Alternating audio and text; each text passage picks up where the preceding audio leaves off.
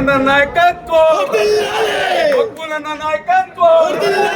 జై జగన్, సిద్ధం సిద్ధం సిద్ధం.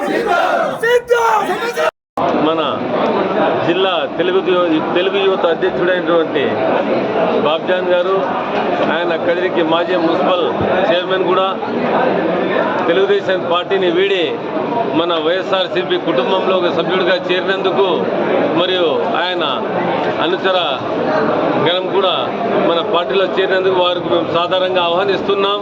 మరియు వారికి హృదయపూర్వక ధన్యవాదాలు, వారిని స్వాగతిస్తున్నాం. మన బాబ్జాన్ తెలుగుదేశం పార్టీలో చాలా కష్టపడినారు.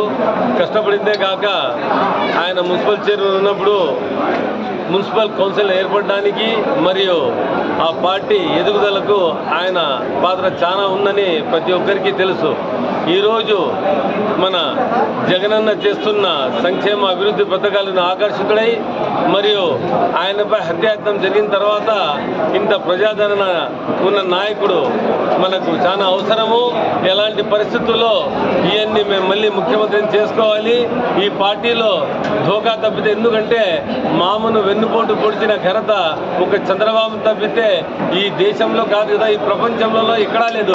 పాపకి పిల్లని ఇచ్చిన మామ ఆయనకే వెన్నుపోటు పొడిచిన ఘనత ఒక చంద్రబాబుకే దక్కుతుంది.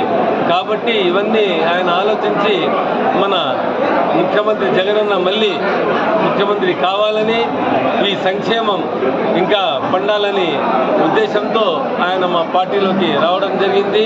ఆయన సేవలు మాకు చాలా అవసరం.